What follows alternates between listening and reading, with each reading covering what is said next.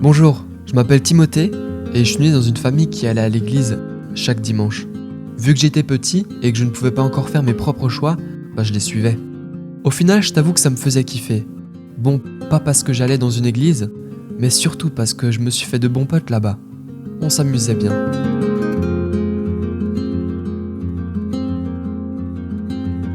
Plusieurs années plus tard, après avoir exploré le monde, j'ai fini par faire une expérience qui a complètement changé ma vie. Une rencontre avec Dieu. Pas dans une église, pas à l'aide d'un prêtre ou un pasteur, mais tout seul, dans mon appartement, à Strasbourg. C'était fin 2018, et nous voilà en 2020. J'ai bien grandi et je voulais réessayer d'aller dans une église. Mais rapidement, on a bien compris que j'avais pas trop kiffé. Cette vidéo a fait beaucoup réagir, positivement comme négativement. Mais peu importe, pourquoi je vous parle de ça aujourd'hui ?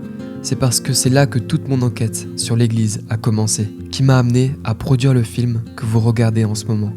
Et tout ça, ça a duré plus d'1 an. J'espère que vous êtes prêts pour cette aventure avec moi. C'est parti.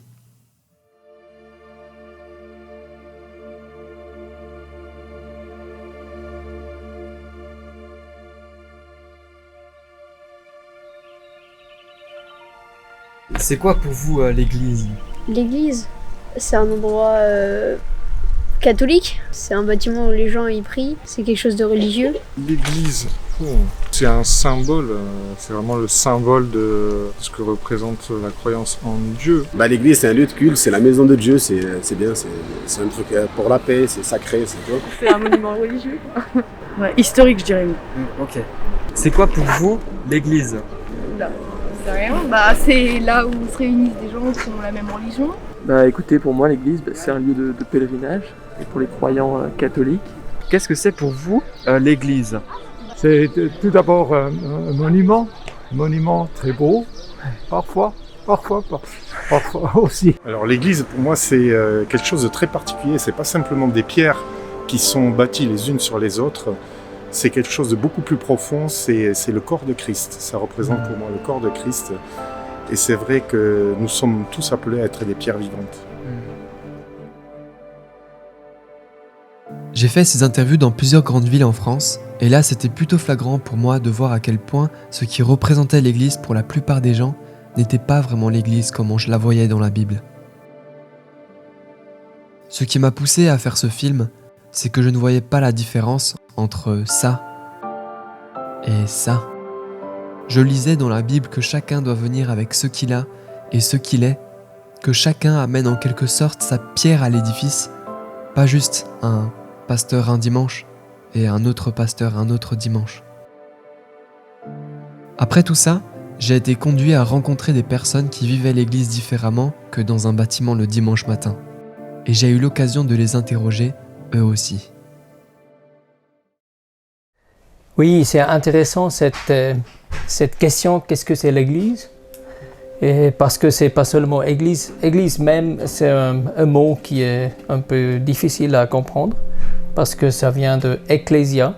Mais si on parle de église, on pense à un bâtiment, des personnes qui vont quelque part, et on ne sait pas directement qu'est-ce qu'ils font là-bas, mais c'est lié avec quelque chose de religion.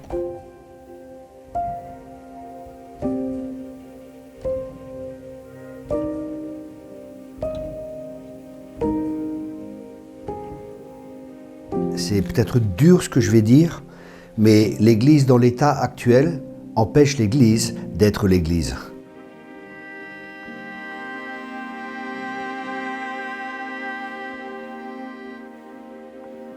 Mais pourquoi ? Parce qu'on a des traditions qui sont là, et Jésus l'a dit, vos traditions annulent la parole de Dieu.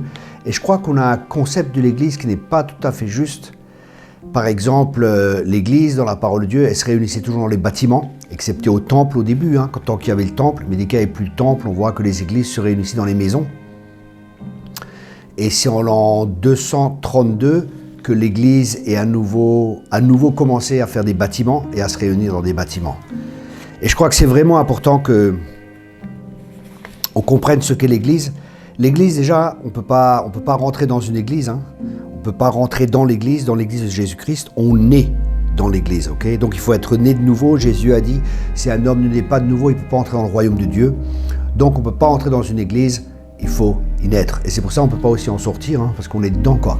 Donc c'est pas un bâtiment, c'est très important de comprendre que l'église n'est pas un bâtiment, parce que des fois j'entends les gens qui disent on va à l'église, et ce n'est pas le terme biblique de l'église ou la compréhension que Dieu veut donner à l'église. Et ce qui est intéressant, c'est que Jésus n'a jamais dit là où 1000 ou 2000 sont rassemblés en mon nom, je serai au milieu d'eux. Il a dit là où 1 ou 2 seront rassemblés, ou 2 ou 3 seront rassemblés en mon nom, je serai au milieu d'eux. Donc on peut être l'église, entre parenthèses, au McDonald's par exemple. Il y a 2-3 chrétiens qui se réunissent, voilà.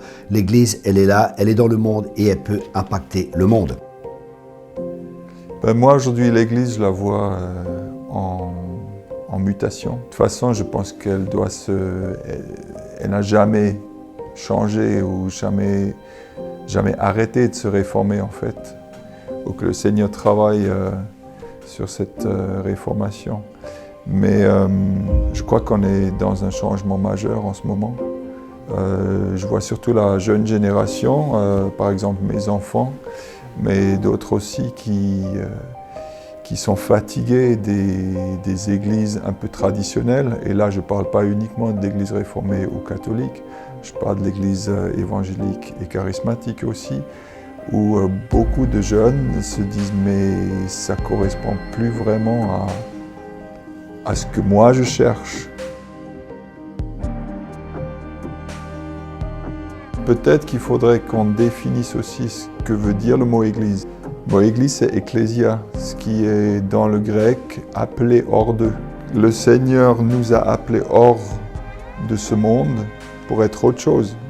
Mais quelle est cette autre chose? C'est être un peuple mis à part, appelé hors de la vie d'avant, pour être un peuple complètement consacré. Je pense qu'au moment où Jésus a utilisé le mot église, il ne parlait pas du tout de l'église locale. Il parlait de l'église universelle, de son peuple en fait.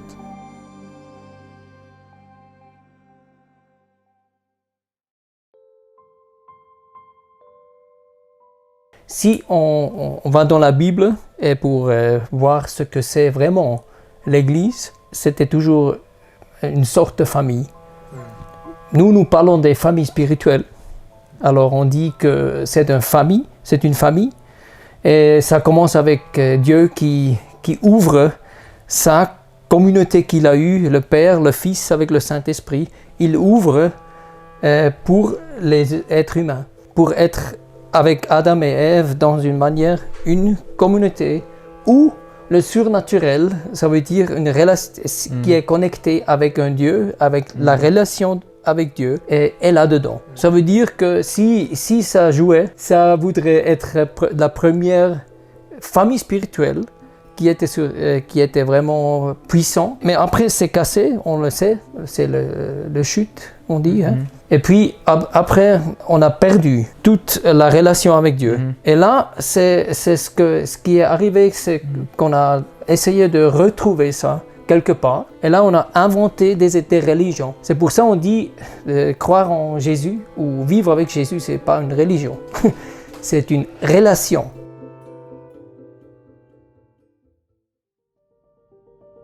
Dans l'histoire, après, c'était avec Shavuot, ça veut dire avec Pentecôte, où le Saint-Esprit était versé sur la terre. Les disciples ont commencé à vivre ensemble dans des familles spirituelles. On se retrouvait dans des maisons des Juifs, là, à Jérusalem, et on était là.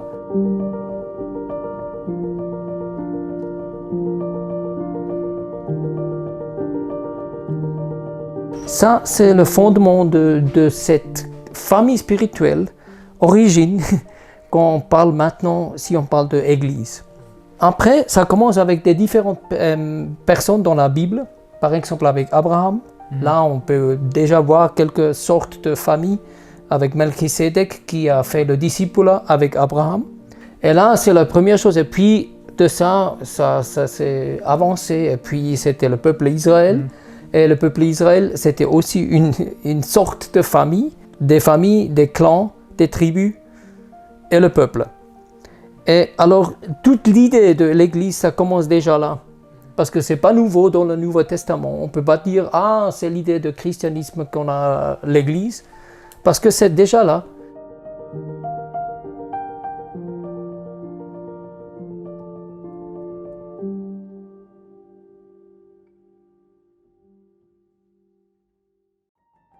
Quand on analyse un peu l'Église primitive, on voit qu'en fait, vraiment les disciples qui se rassemblent dans 3 différentes structures. On les voit dans les maisons, on les voit dans la chambre haute, là où il y a aussi l'effusion du Saint-Esprit, on les voit tous ensemble là.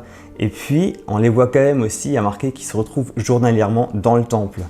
Dans Actes 2, 46, on lit « Chaque jour, avec persévérance, ils se retrouvaient d'un commun accord au temple, ils rompaient le pain dans les maisons et ils prenaient leur nourriture avec joie et simplicité de cœur. » Alors, c'est vrai que le temple, c'est là où il y avait la vie qui se passait, c'est là où il y avait les gens, on rencontrait les gens, il y avait de l'enseignement, il y avait du commerce qui avait lieu. Donc ils ne se sont pas retirés de cette structure du temple, mais ils étaient bien présents là-bas. En même temps, on voit ces rencontres à plus petite échelle, comme effectivement dans la chambre haute, et on les voit, toujours nouveau Paul, il dit salutations à tel et tel qui se retrouvent dans leur maison ou dans la maison de tel et tel. Donc les églises qui se retrouvent dans les maisons. Je trouve ça super intéressant d'avoir ces 3 dimensions parce que souvent j'ai l'impression qu'il y a un petit combat entre oui l'église, il faut que ce soit une méga church, non l'église, il faut que ce soit organique et petit. Et je me dis, en fait non, quand on voit un peu ce qui se passait dans la première ère, effectivement, avec l'église primitive, on voit qu'effectivement, il y avait toutes les structures qui étaient présentes. Donc ils étaient des hommes et des femmes qui faisaient une différence là où ils étaient, ils prenaient autorité là où ils étaient. En fait, ils étaient ambassadeurs du royaume, dans des petites, des grandes et des moyennes structures. Dans le Nouveau Testament aussi, comment c'est décrit l'Église ou la communauté, c'est toujours des termes ou des mots de famille. Et de là, on a aussi dit, alors ça doit être une famille qui est définie. On sait que j'appartiens à cette famille et c'est clair, c'est pas... Alors aujourd'hui je suis dans cette famille, l'autre je suis là-bas ou je suis avec eux. Alors c'est quelque chose qu'on vit ensemble dans la vie quotidienne, mais aussi dans tous les aspects de la vie. Pas seulement la foi, on partage la partie religieuse, je fais entre guillemets, mais aussi toute la partie de travail, toute la partie de éducation, toute la partie de tout, de toute la vie. L'apôtre Paul, ce qu'il disait, il disait ce que tu as entendu et vu de moi. C'est pas juste entendu, c'est aussi voir la personne comme elle vit. Par exemple, vous rentrez dans une famille, vous réunissez dans les églises de maison, vous voyez comment le père il traite comment le mari traite sa femme, comment le père traite ses enfants. Et je pense que ça va vous parler beaucoup plus qu'un message. Et si après le message est appuyé par la vie que vous voyez, si le message est vécu, ça vous parlera beaucoup plus. Parce qu'on retient un certain pourcentage en entendant des messages, mais en voyant, on retient beaucoup, beaucoup plus.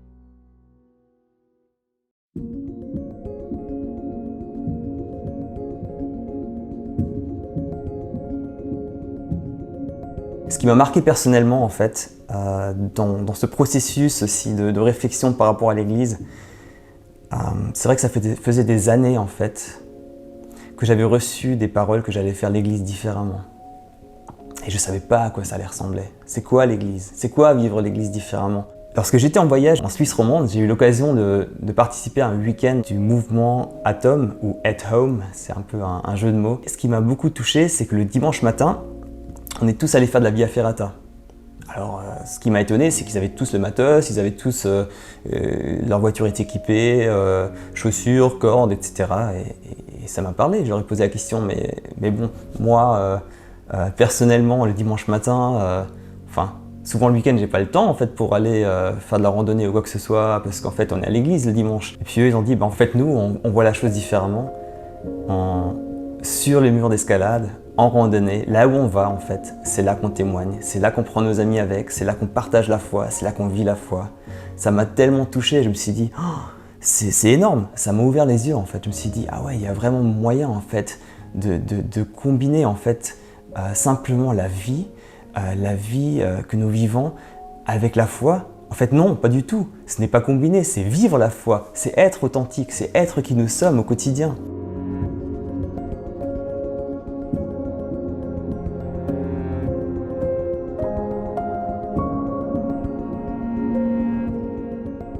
En fait, pendant des années, moi j'avais toujours l'impression, le but c'est de prendre des personnes, de les voir se convertir, et puis après elles viennent dans nos structures, elles s'assiedent dans les rangs, elles entendent une personne prêcher, elles se lèvent quand il faut se lever, elles s'assiedent quand il faut s'asseoir, et puis ça c'est la famille, leur vie spirituelle, leur famille spirituelle. Je me suis dit, non, en fait, il y a bien plus. Je crois vraiment que Jésus est venu pour apporter la vie et la vie en abondance. Alors je crois que son Église, elle devrait refléter cette vie et cette vie en abondance. Simplement la vie au quotidien, la vie d'un enfant de Dieu qui est connecté, intégré dans le royaume et qui il est au quotidien. J'aime tellement cette pensée d'être l'Église, de ne pas aller à l'Église, mais d'être l'Église.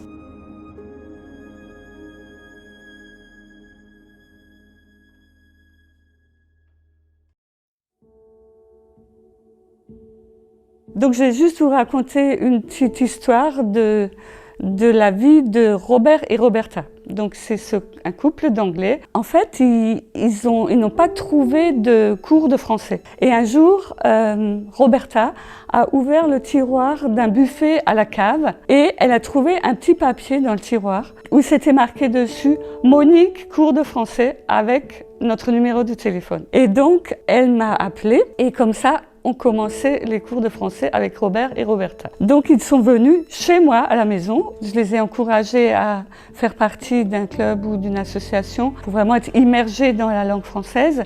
Ils ont dit ouais non, nous on n'est pas très sportifs, on n'aime pas la musique. J'ai dit si ça vous intéresse, on a aussi une petite église dont on est co-responsable. Et ils ont dit « Ah non, tout ce qui est religieux, non plus ». Et la semaine d'après, ils reviennent et ils me disent « Alors Monique, elle est où votre église ?» J'ai dit « Ici, dans ma cuisine. Comme d'habitude, vous venez là, vous connaissez l'endroit. »« Ah oui ? Ça c'est exceptionnel. Est-ce qu'on peut venir dimanche prochain ?» Je pense vraiment que les églises de maison vont venir de plus en plus et je crois que c'est bien, peut-être une fois par mois, que toutes ces églises de maison se réunissent ensemble et fassent la fête ensemble, qu'il y en ait un qui partage d'une église de maison avec les autres, ceux qui vivent ensemble, les miracles qu'ils ont eus pour s'encourager les uns les autres. Et à partir de ce dimanche-là, ils n'ont plus raté un dimanche, ils sont venus tous les dimanches, ils se sont tournés vers le Seigneur. Roberta s'est fait baptiser par la suite, Robert non, mais il y a eu comme un déclic dans sa vie. Il ne parlait plus de religion, il parlait de Jésus maintenant. Les églises de maison permettent une multiplication rapide. Donc c'est vrai que ce qui est organique, ce qui est petit, a la possibilité de rapidement être multiplié. Alors j'ai réfléchi dernièrement que Paris a environ 2,15 millions d'habitants. Si on se met comme but seulement, alors je dis seulement entre guillemets, 10% de la population qui se convertit, on aura un réel problème. Imaginons, ça ferait 215 000 personnes qui vont à l'église demain, ça ferait qu'il faudrait construire des structures, des bâtiments, avoir des tonnes de gens formés, etc. Par contre, chacun d'eux a une maison. Chacun d'eux, en fait, a une maison où il peut accueillir peut-être 5, 10, 20 personnes suivant la taille de la maison. C'est tellement plus simple, c'est tellement moins cher aussi. C'est tellement structurellement parlant plus rapide. Ce qui est important aussi, je vois ça dans les disciples que je forme. On a aussi des églises de maison et souvent je dis aux gens, voilà, partage-toi ce que tu as reçu, ou je partage un texte et après, ils viennent la semaine d'après et chacun partage les révélations qu'il a reçues sur ce texte. Et c'est très fort, c'est vraiment un enrichissement parce qu'il y a des révélations peut-être que j'ai, mais il y a des révélations que j'ai pas et que d'autres vont donner et ça va m'enrichir, ça va me nourrir. On partage vraiment Christ de cette manière parce que l'esprit de révélation, c'est l'esprit de Jésus-Christ. Ce que nous voyons aussi au quotidien, c'est vraiment aussi qu'une église de maison permet en fait l'activation de tous les membres. Donc c'est vrai que pour ceux qui ont un peu étudié l'histoire de l'église du XXIe siècle, souvent on parle de 3% en fait des membres qui sont actifs. Dans une église de maison, en fait, l'idée c'est que chacun ait une parole, chacun ait un psaume, un verset, comme nous lisons la parole, que chacun soit simplement présent avec qui il est, avec les dons que Dieu lui a donnés, Toi et moi, nous portons tous en fait des facettes de Christ et mis ensemble, en fait, nous reflétons plus Christ que s'il y a seulement une ou deux personnes qui parlent largement. Quand vous vous rassemblez, que chacun ait quelque chose, ça veut dire quand vous venez, en vous étant préparé dans la prière, peut-être vous avez une parole pour un frère, peut-être vous avez un encouragement pour quelqu'un. Et les gens, ils ne reçoivent pas juste du leader en place, du pasteur, parce que souvent, je vois les pasteurs, ils font de leur mieux et ils font leur possible, mais il y a une telle charge sur eux, tout repose sur eux, et c'est très difficile de fonctionner de cette manière. Mais là aussi, des fois, en tant que leader, il faut apprendre à lâcher. La bonne nouvelle, c'est que Dieu est en contrôle. Et ça fonctionne peut-être pas comme on pense, mais dans une famille, vous savez, ça fonctionne pas toujours comme on veut. Il y a des enfants qui crient, il y a des choses qui se passent. Et justement, et l'Église aussi, c'est une famille.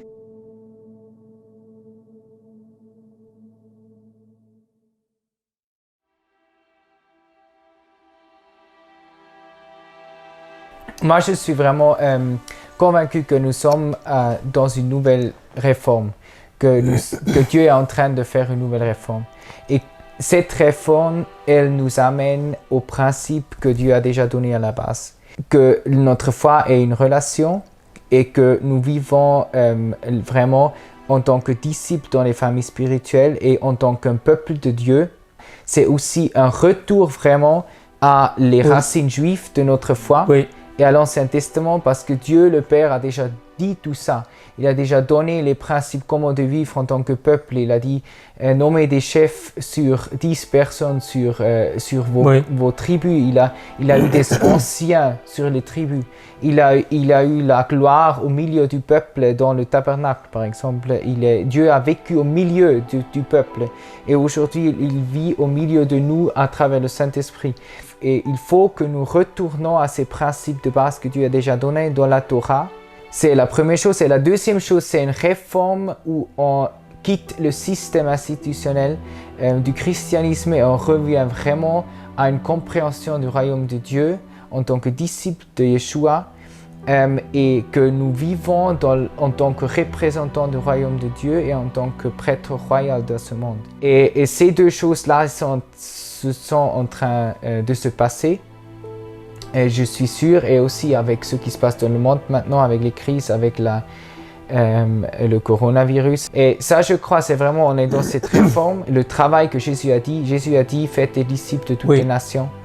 Et ça, c'est la base de tout. C'est ce que Jésus a dit à la fin, quand il est parti. Il a dit, faites des disciples de toutes les nations.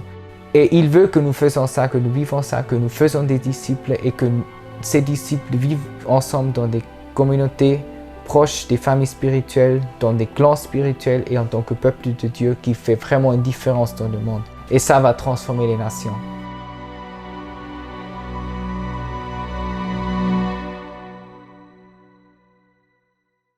Au XVIIIe siècle, on a recouvert qu'on est sauvé par la foi et la grâce. C'était le temps de la réforme. Maintenant, Dieu veut faire une dernière réforme. C'est une réforme des structures. Les structures doivent changer. Les structures doivent servir les gens.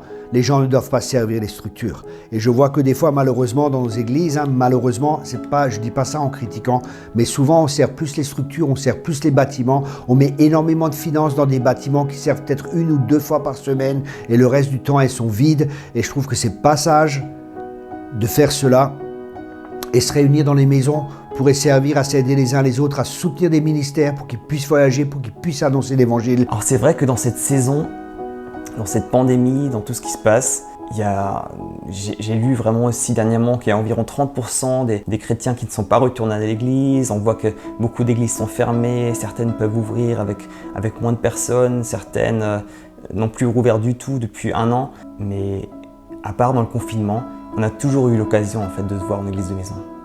Dans les maisons, en fait, nous pouvons continuer à vivre l'église à 3, 4, 5, 6. On voit ça en Inde, on voit ça en Asie, on voit ça dans le Moyen-Orient et on se dit, c'est quoi leur mystère? Comment ça se fait qu'il y ait tellement de nouveaux convertis en Asie? Et quand on regarde un peu derrière, quand on analyse un peu, on voit que c'est des églises de maison qui finalement sont là parce qu'en fait, il y a une persécution à grande échelle qui fait que en fait, les rassemblements dans des lieux cultuels ne sont pas possibles. Mais du coup, ils se retrouvent dans les maisons et les gens se convertissent. Et je trouve que c'est énorme parce que finalement, ça nous rappelle tellement la persécution qui a eu lieu dans les actes lors de la première église. Vous savez, des fois, on invite les gens dans nos églises, on dit « oui, venez dans nos églises » et il y a des fois un tel choc culturel. Ces gens, ils disent « waouh, où je suis ici, c'est complètement différent, ils ne savent pas trop où ils sont ». Tandis que c'est beaucoup plus facile d'inviter quelqu'un chez soi, à la maison, autour d'un repas. Et c'est beaucoup plus simple comme ça de gagner des âmes dans le naturel. Je crois que l'Église doit revenir à la simplicité à l'égard de Christ et redevenir naturelle. C'est pas une vie spéciale, c'est pas une vie spécifique où il y a une personne spéciale dans un bâtiment spécial où Dieu va se manifester. Dieu veut se manifester partout. On voit dans le livre des Actes, on voit dans la parole de Dieu. Paul prêchait sur les places publiques, Dieu se manifeste dans les maisons. Dieu n'a pas un endroit spécial. Nous sommes devenus le temple du Saint-Esprit. Après, c'est possible aussi que Dieu dise à une personne, écoute, faut construire une maison, c'est un centre, construire un lieu où les gens se rencontrent, où il y a peut-être 500 personnes, c'est possible aussi. Hein. Soyons ouverts à ce que l'Esprit de Dieu demande et faisons ce que Dieu veut que l'on fasse. On ne veut pas dire que le christianisme n'a pas apporté beaucoup de fruits spirituels aussi, et aussi matériels. Mais à la fin, on n'est pas allé jusqu'au bout que je pense que Jésus voulait.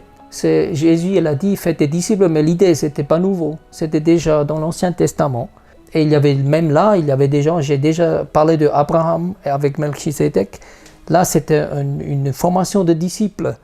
Vraiment, Dieu m'a parlé sur cela à plusieurs reprises, c'est de faire des disciples. Et je crois qu'on doit vraiment revenir à ça, c'est fondamental. On ne peut pas juste faire des convertis, on ne peut pas juste faire des gens qui viennent le dimanche et le samedi et qui deviennent dans des traditions, qui se donnent bonne conscience le dimanche ou pendant une réunion de prière. Je crois vraiment qu'il faut des disciples. Après, je comprends que pour des pasteurs, c'est peut-être difficile. Ils ont investi 20 ans de leur vie et entendre un message comme ça remet tout en question. Je comprends aussi. Mais si nous voulons entrer dans les choses nouvelles, bien souvent dans les temps de transition comme nous sommes maintenant, il faut laisser les choses anciennes pour entrer dans les choses nouvelles. Parce que je crois que si on n'est pas prêt à perdre les choses anciennes, on ne recevra pas les nouvelles, mais on perdra aussi les choses anciennes.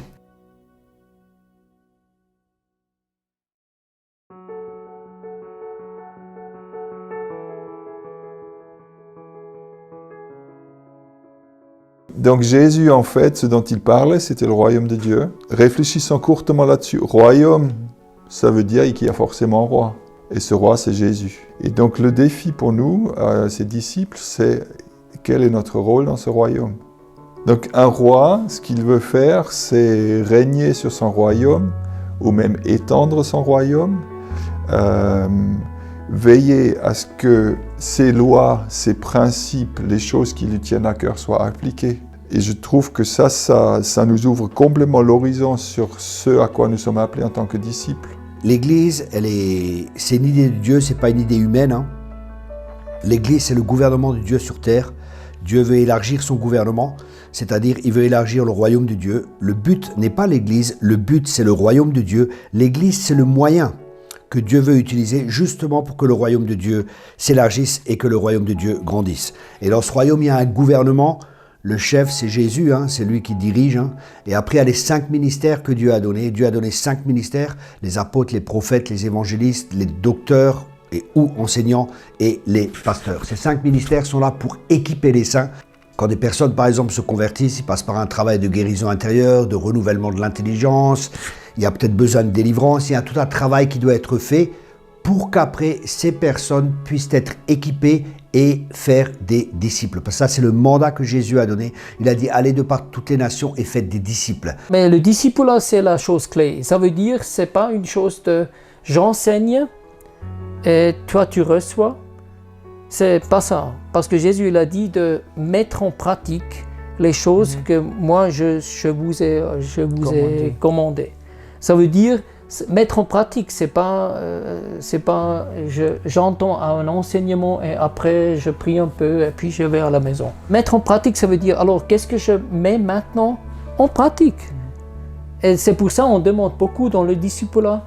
On lit par exemple un passage de la Bible et puis je demande alors qu'est-ce que Jésus te dit? Et puis alors Jésus me dit de faire ça, ça et ça. Et puis ok, et puis alors je dis ok, quand est-ce que tu vas faire ça? Et puis la prochaine fois, je demande, est-ce que tu as fait? Parce que quand les gens ils commencent à faire, ils font des expériences avec Jésus. Et ils me parlent des miracles que Jésus a fait. Malheureusement, je vois que pendant tous ces siècles, on est parti un peu du concept original de Dieu. On a commencé à se rassembler dans des bâtiments, il y a des spécialistes qui étaient là, des prêtres qui étaient là, alors que la Bible a dit que toute l'Église, on est des prêtres, on est des sacrificateurs. Chacun a le rôle de prêtre et de sacrificateur et de roi. C'est pas juste réservé à quelques personnes.